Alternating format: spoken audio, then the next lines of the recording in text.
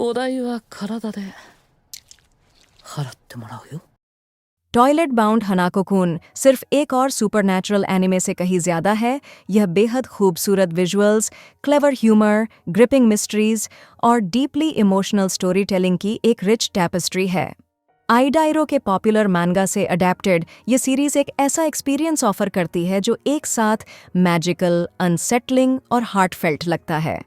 कामोमे academy की दीवारों के अंदर सेट स्टोरी अर्बन लेजेंड से शुरू होती है, जिसमें हर स्टूडेंट फुसफुसाता रहता है, लेकिन कोई भी वास्तव में विश्वास नहीं करता है। उनमें से सबसे फेमस सेवेंथ वंडर है टॉयलेट का हानाको-सान।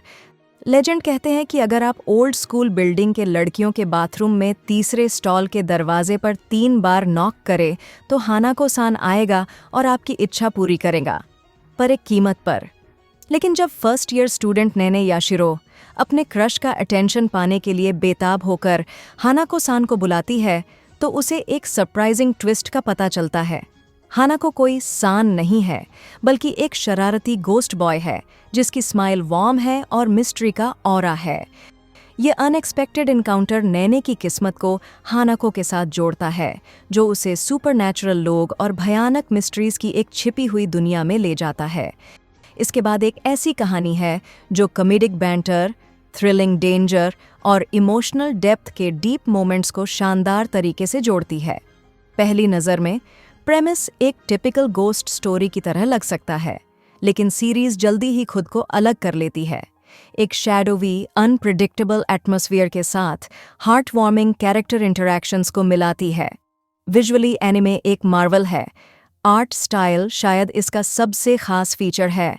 हर फ्रेम वाइब्रेंट मांगा पैनल की तरह लगता है, जिसमें bold outlines, vibrant colour palettes और डिटेल पर काफ़ी ध्यान दिया गया है। एनिमेशन टीम ने आइडल रो के आइकॉनिक डिज़ाइंस को शानदार ढंग से दिखाया है, जबकि मोशन को जोड़ा है जो सीरीज़ के अदर वर्ल्डली चार्म को बढ़ाता है। हर सीन आर्ट के काम की तरह लगता है, खासकर जब सुपरनैचुरल वर्ल्ड को एक्सप्लोर किया जाता है, जो जितना भयानक और अनसेटलिंग है उतनी ही असली और सुंदर भी है। इसके कोर में टॉयलेट बाउंड हानाको-कुन लोगों के बारे में एक कहानी है, जिंदा और मरे दोनों, और इमोशनल धागे जो उन्हें जोड़ते हैं। नैने एक प्यारी, कुछ हद तक भोली प्रोटैगनिस्ट के रूप में शुरू करती है, जिसकी अननोन जगहों में छलांग लगाने की इच्छा उसे रिलेटेबल बनाती है। हानाको के साथ उसकी पार्टनरशिप शुरू में ह्यूमरस और केओटिक होने के बावजूद ट्रस्ट, सेंसिटिव और अनस्पोकन अफेक्शन से भरे बॉन्ड में डेवलप होती है। और फिर खुद हानाको-कुन है जो शो को चुरा लेता है। उसका प्लेफुल बिहेवियर और शरारती हरकतों में एक बहुत ही डार्कर साइड छिपी है, जो एक ट्रैजिक पास्ट की है जो धीरे धीरे सामने आती है।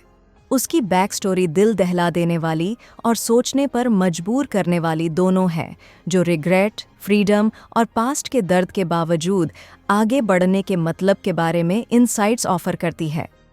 泣いても無駄。 एनिमे की टोन इसकी एक और खूबी है। एक मोमेंट में आप खुद को हानाको की चिढ़ाने वाली हरकतों या नैने के रोमांस के प्रति ऑब्सेशन पर हंसते हुए पाएंगे, और अगले ही मोमेंट जब कहानी डार्कर थीम्स में उतरती है तो आपका दिल बैठ जाएगा। यह सीरीज ट्रेजेडी से नहीं कतराती, खासकर जब स्कूल में स्पिरिट्स की पिछली कहानियों की बात आती है। ये सिर्फ गोस्ट्स नहीं हैं, ये उनकी अधूरी इच्छाओं, रिग्रेट्स और उन स्टोरीज की हैं जो उनकी मृत्यु के बाद भी लंबे समय तक रहती हैं। सपोर्टिंग कैरेक्टर्स भी उतने ही मेमोरेबल हैं। कोउ मिनामोटो, एग्जॉर्सिस्ट, जो स्पिरिट्स को भगाने के अपने फैमिली के मिशन के बावजूद हानाको से दोस्ती करता है, से लेकर मित्सुबा तक, एक भूत जिसकी कहानी हार्टब्रेकिंग है, हर कैरेक्टर नैरेटिव में डेप्थ और रिचनेस जोड़ता है।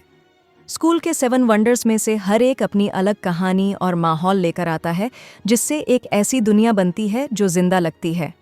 और जबकि प्लॉट मज़ेदार है, वॉइस एक्टिंग एक्सपीरियंस को और भी बेहतर बनाती है। हानाको-कुन के पीछे की आवाज़ मेगुमी ओगाटा ने एक शानदार परफॉर्मेंस किया है, जो उसकी शरारती एनर्जी और क्वाइट सीन्स के मोमेंट्स को कैप्चर करता है। एक शानदार साउंड ट्रैक के साथ ये सीरीज़ एक इमोशनल एटमॉस्फेयर बनाती है, जो फाइनल एपिसोड के बाद भी आपके साथ बना रहता है। लेकिन एनिमे में इसकी कमियां भी हैं।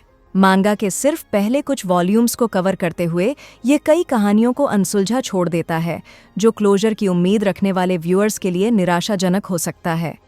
इसके साथ कभी-कभी पेसिंग अनइवन लगती है, कुछ आर्क्स जल्दी जबकि कुछ रुक जाते हैं, लेकिन इन छोटी-छोटी कमियों के बावजूद शो एक लास्टिंग इंप्रेशन छोड़ने में सफल होता है।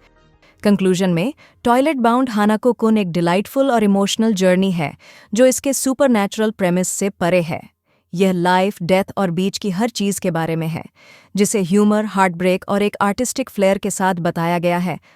जिन लोगों ने इसे अभी तक नहीं देखा है, उनके लिए यह देखने लायक है, और जिन्होंने देखा है उनके लिए यह देखना आसान है कि इस सीरीज ने हाल के सालों में सबसे अट्रैक्टिव एनिमे में से एक के रूप में अपनी जगह क्यों बनाई है।